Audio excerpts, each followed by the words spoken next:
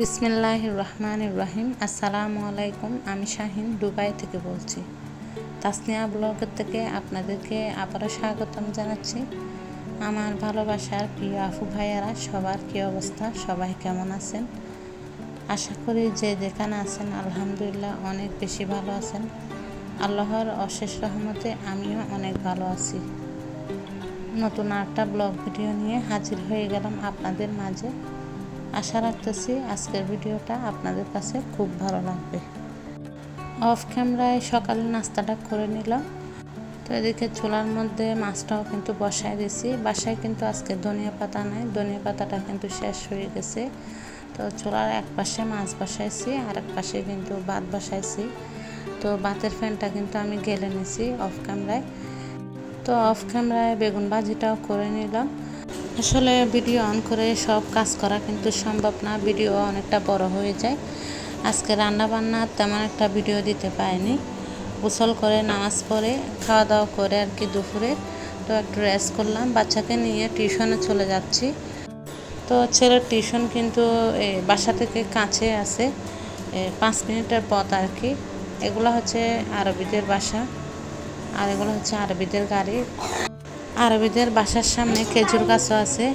তো এটা হচ্ছে আরবিদের মাঠ আর কি, বাচ্চারা খেলাধুলা করে। তো এই মাঠটা কিন্তু প্রত্যেক দিন পরিষ্কার করে হাদ্দা মারা।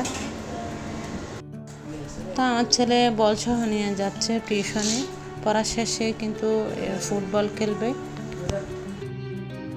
তো এটা হচ্ছে ভাবির বাসার গেট, এই গেট দিয়ে কিন্তু আমরা ঢুকে যাব।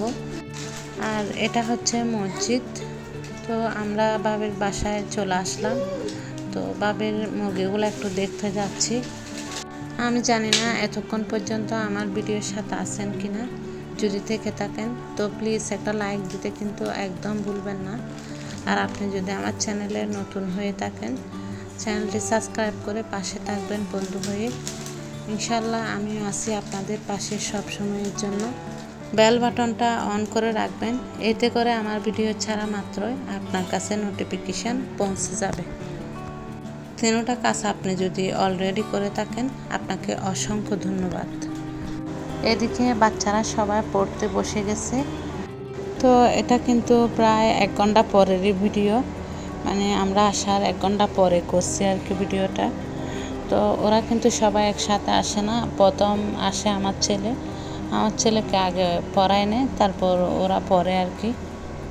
তো আসমা বাচ্চাদের সবাইকে ছুটি দিয়ে দিছে। এদিকে ভাবি আমাদের সবাইকে আর কি নুডলস দিয়ে দিছে।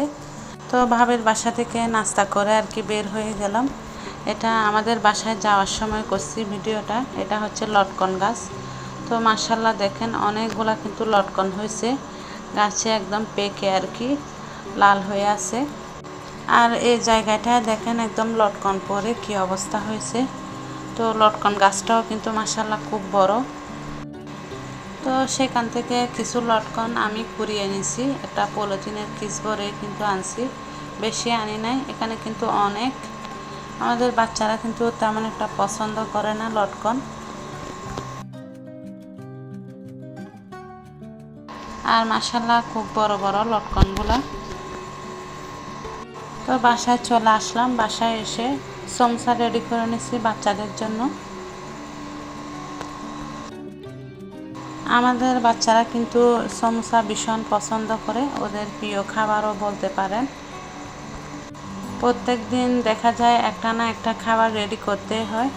ঝাল নাস্তা যেদিন রেডি করব সেই দিন কিন্তু ওরা অনেক খুশি হয়, আর যেদিন রেডি করব না সেই দিন তো কান্নাকাটি শুরু হয়ে যাবে। এই তো সমোসা প্রথমে যেগুলা দিছি সেগুলা বেজে তুলে নিচ্ছি তেলের থেকে।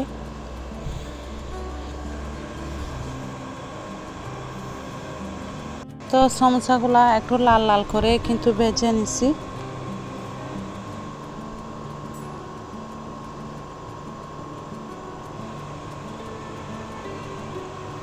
তো আপনারা তো জানেন যে কোনো খাবার রেডি করলে আর কি বেশি করে রেডি করতে হয়। তো সবাইকে কিন্তু সমোসা দিয়ে দিছি। তো আমি আর আমার যা বাচ্চাদেরকে নিয়ে খাবো। এখানে কিছু লটকন ধুয়ে পরিষ্কার করে আর কি নিয়ে নিছি, খোসাও কিন্তু আমি ছাড়িয়ে নিছি। তো এগুলা দিয়ে আমি জুস বানাবো।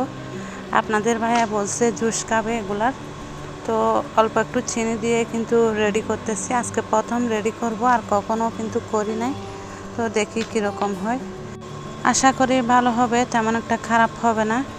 তো কয়েক টুকরা কিন্তু আমি কলাও দিয়ে দিলাম। তো আমি ব্লেন্ডার মেশিনে আর কি ব্লেন্ড করে নিচ্ছি, এখন গ্লাসে ঢেলে নিচ্ছি।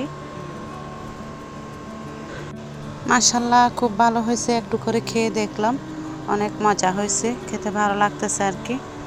তো গ্লাস সহ আমি ফ্রিজে ঢুকায় রাখবো, আপনাদের ভাইয়া যখন আসবে তখন দিব। তো গতকালকে রাত্রে এখানে কিছু চকলেট নিয়ে আসছে আপনাদের ভাইয়া ছোটো ছেলের জন্য। আমার আজকের ভিডিওটা কেমন হয়েছে অবশ্যই কমেন্ট করে জানাবেন। আজকের মতো এখানে বিদায় নিচ্ছি। আপনারা সবাই ভালো থাকবেন, সুস্থ থাকবেন। সবার জন্য অনেক অনেক দোয়ার ভালোবাসা রইল। আমাদের সবার জন্য দোয়া করবেন। কোনো কিছু যদি ভুল ত্রুটি হয় ক্ষমা সুন্দর দৃষ্টিতে দেখবেন। আল্লাহ হাফেজ, আসসালামু আলাইকুম।